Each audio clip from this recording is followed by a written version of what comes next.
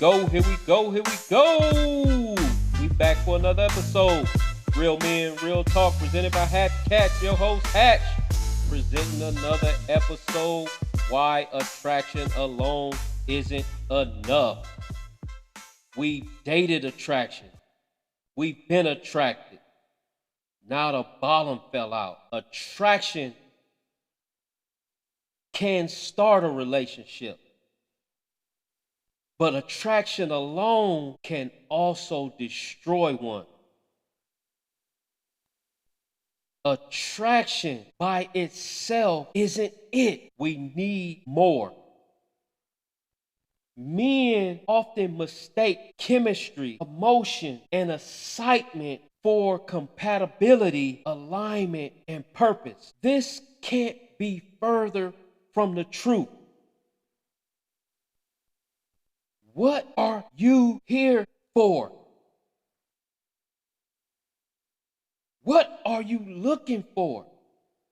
Why are you here? Dating isn't working. It hasn't worked.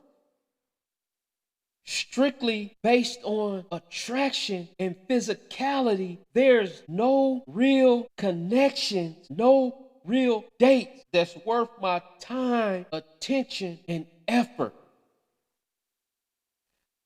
I've dated attraction. They've been attracted. It's just not good. I'm here to tell you, they looked appealing and we even seemed to hit it off. But the bottom dropped out. What is wrong? What happened? The bottom line is attraction alone isn't enough. After the attraction is long gone, what's left? What remains? After the feelings faded, I'm no longer physically attracted. I'm no longer emotionally attracted. What's left? Where do we go from here? Attraction alone just isn't enough. Hopefully you found us, you joined us, and you already binged through the first 3 episodes and possibly found the introduction, found out what we're about, what this community is, and you locked into the first 3 episodes. We dealt with relationship reality, and now you're digging into the next section where we're dealing with kingdom groundwork, kingdom foundation. If not, go back and check out those first episodes. You will see how some of these things connect, and you'll get a firm understanding of what this community is all about and how you can potentially help others find this community because you know somebody that needs what we have, and you'll stay long enough and you'll stay connected and you'll find out that we have some real value here, and you can help some others potentially possibly find some true value and some answers to some questions and some resolutions to something that they haven't been finding the fix for. But at least you can take away 1 or 2 key points that you can add to even something that may be already working. Let me share something. In this generation, in this current age that we're in, we see so many things. But as it relates to attraction and relationship, everyone seems to be attracted to this or that. They're appealing. They're cute. They look good. I like this or I like that. And not necessarily about who they are, but I like what I'm sexually attracted to. What's sexually appeasing and appealing to the eyes. It's all seems superficial in nature. However, if we really begin to look a little closer, we all have this implied and imposed focus on attraction, but deep down, if we can see it, we'll see that many are not even really attracted to themselves, don't even fully embrace and like who they are or who they see in the mirror. They don't have a clear identity. They don't have a true depiction or understanding of who they really are.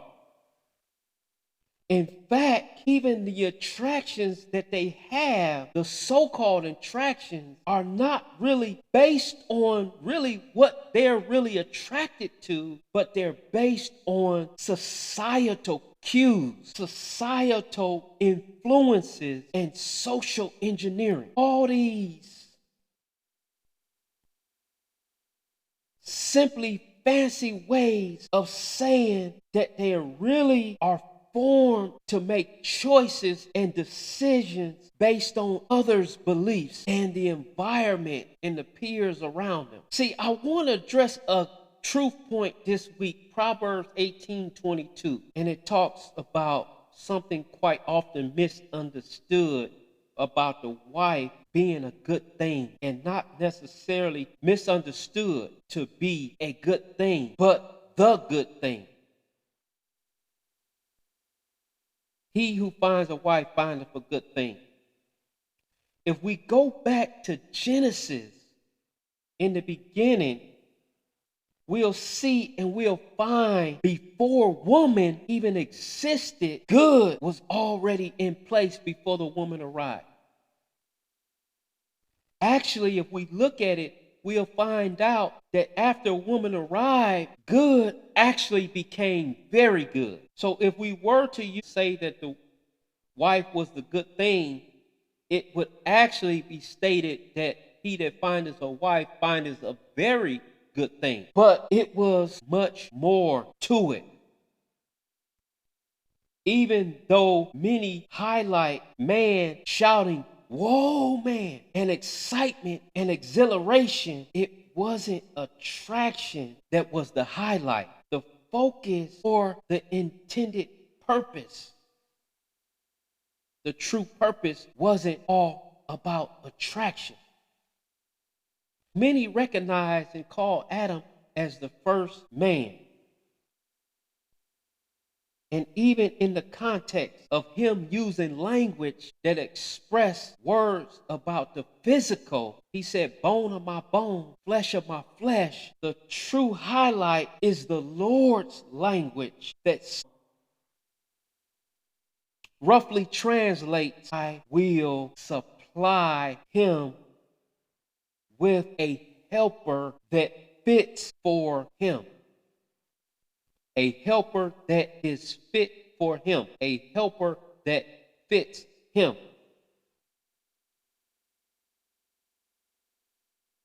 What has happened is we have been going about searching, seeking, and looking for things based on physicality, and what we has been getting is things that has not fit.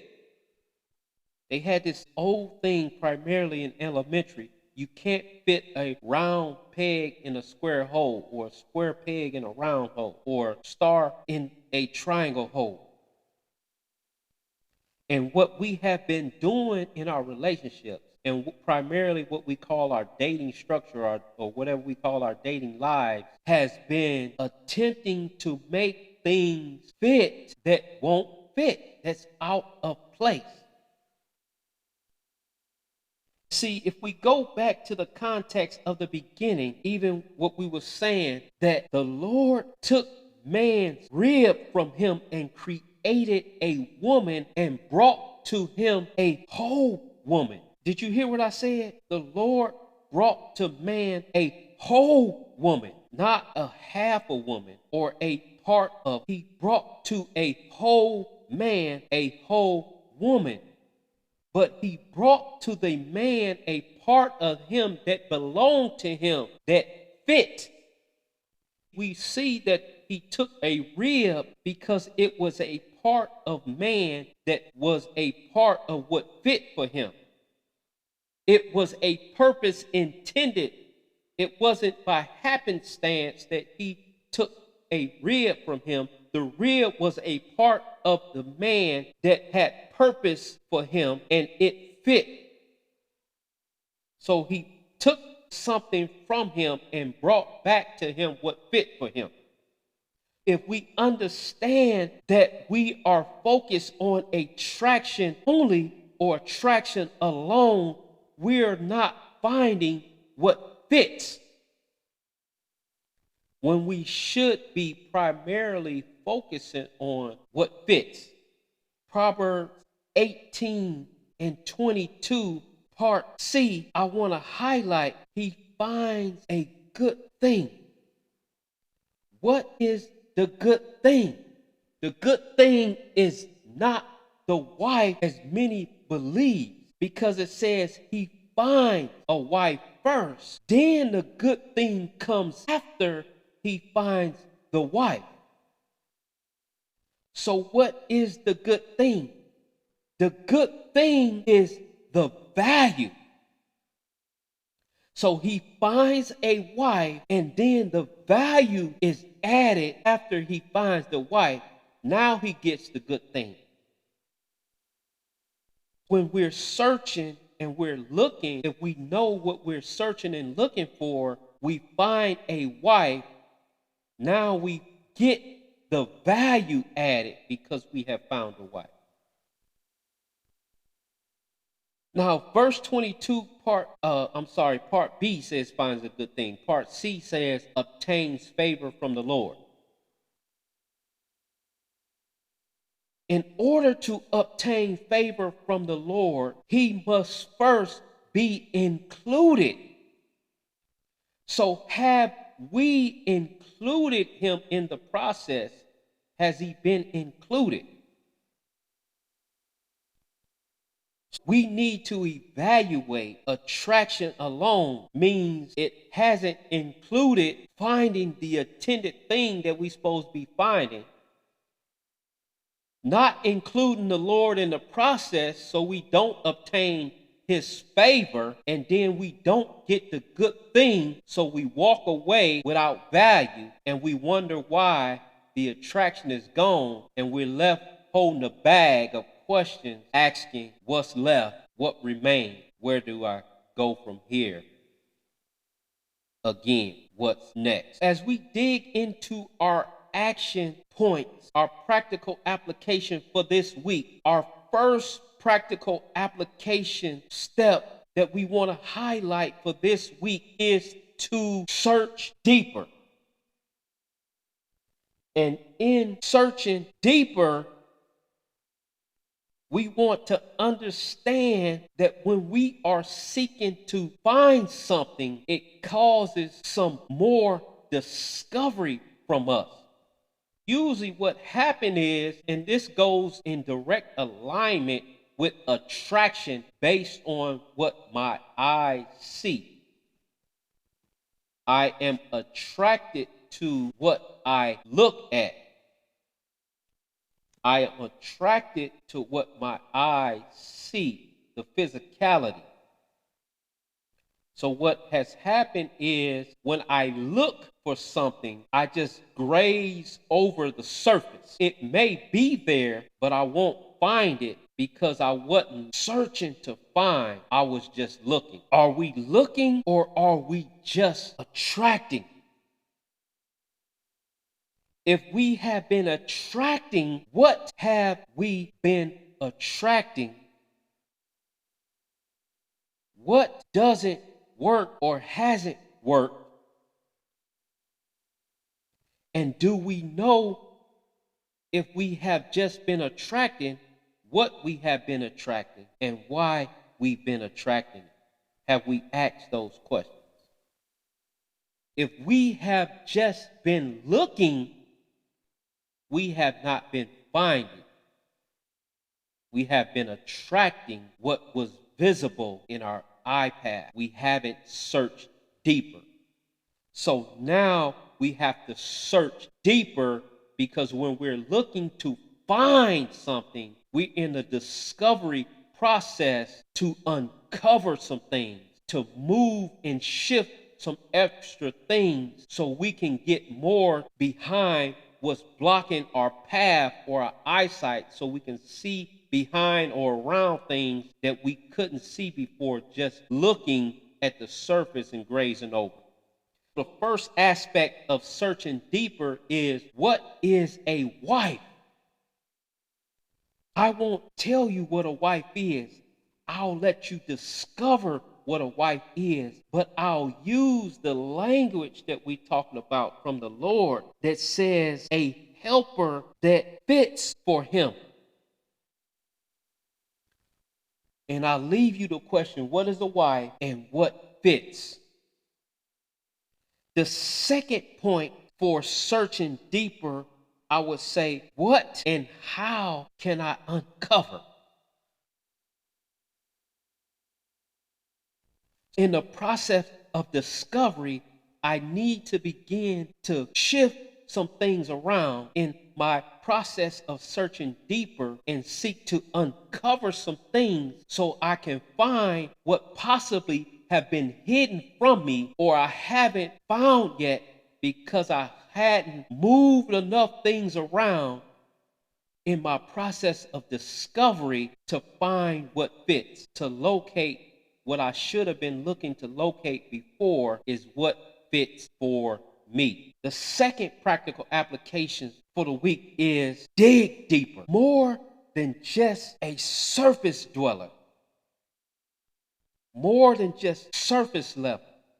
Let me begin to uproot and uncover some things. And see, I may not want to dig deeper because I may not want to uncover some hidden things that I didn't want to address. Or I may not have wanted to uncover some hurt, some pain, some trauma, some tragedy that I just wanted to hide or sweep under the rug, or brush aside, or act like didn't exist. I may not want to look in the mirror and uncover my true hidden self.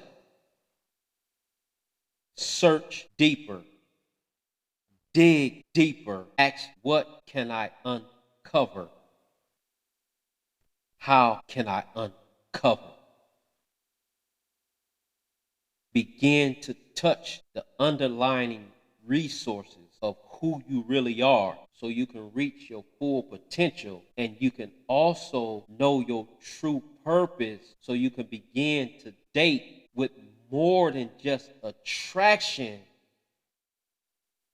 so you're not saying what next because attraction alone hasn't fulfilled you, because it wasn't enough and it would never be enough, because attraction can get you into a relationship.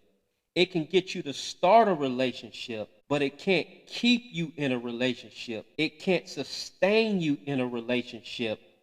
And attraction alone can destroy a relationship. Be committed to dig deeper and ask, what can I uncover, and look to uncover. The third practical application point, the step for the week, is to see deeper. Oh, let me back up. Dig deeper. I forgot the points for dig deeper.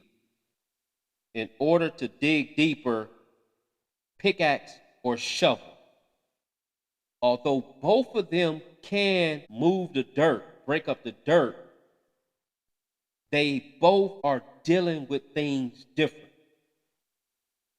Pickaxe or shovel. Is the ground hard that it would be difficult for a shovel to pick it up, break it up, and move it? Do you need a pickaxe to break up harder, more challenging soil? A shovel you can scoop and lift and move dirt readily. So ask yourself, my dating, my relationship, my encounters, my actions, am I a pickaxe? Am I a shovel? Is it hard ground or if it's soft and pliable soil? And second, for digging deeper is soil sample. Am I evaluating the soil? Am I investigating the contents that I'm possessing, that I'm in contact with? Let's dig deep. Find out pickaxe, shovel, and let's become a soil sample. Begin to evaluate and investigate what type of content I have allowed in my life, I have connected, because just attraction alone, I didn't get under the surface. I didn't check the soil and sample it for the contents. So when the relationship broke up and gone because it was just attraction only, I now can begin to dig deeper and understand what is the contents behind the attraction to know if I got good soil or not and what it's producing. Is it something of quality that I want to keep? Okay, now let's go back to the last one, since I was about to run past some of those key points. See deeper. The third practical application for this week is see deeper. I can see more without my eyes. What? I need my eyes to see. What are you saying? I can see more without my eyes. Yes, because I have been looking through eyes of attraction and physicality, and I've only been able to see surface, and I've only been able to see what's familiar. So see deeper. I can see more without my eyes. So now I need to see eyes wide shut. The first action point for see deeper is when I stop seeing what I have been used to seeing, what's familiar, I can begin to open my eyes to a greater possibility beyond what I thought I was attracted to and what I seemingly only appeared to be attracted to, because now I'm opening myself up to a greater world of things that's unfamiliar, which also give me greater chances of connecting with purpose and possibility. See deeper. When I stop seeing what I'm used to, I can begin to see more things that have been unfamiliar because I was only seeing the familiar. And the second point for practical application, see deeper, is let not my eyes deceive me. When I have been focused on sexual attraction, physical attraction, when I have been focused on what I'm familiar with and only what is attractive to my eyes, my vision is limited. So I don't want to just see. I want to now uncover and investigate. And now, when I stop seeing what's familiar, I can see with clear vision. I can see with clear insight. And I can see with illumination. When I see with my eyes closed, my eyes wide shut, I can see with more clarity, more insight, more illumination. If this episode you feel connected to the content, share this with one brother, one man who you know needs this conversation, and help him engage in a community that's here to help. And I'll be dropping some more nuggets, some more insights, some more tools, and I'll be connecting you to the Kingdom Coaching Alignment Intensive Workbook if you want to take this journey by yourself. And as always, you can find links from the other podcasts. You can find links in the show notes that will plug you into other episodes, plug you into the socials, plug you into the free Kingdom Dating Guide. If you on episode 6, you should already have the 5 tips. You should have the many ebook resources, and you should be signing up now and filling out the Kingdom Alignment application, weighing in. You should be leaving comments. You should be leaving questions. We're going to start getting into question episodes coming up. We're going to start getting into some more deep-rooted episodes for more clarity.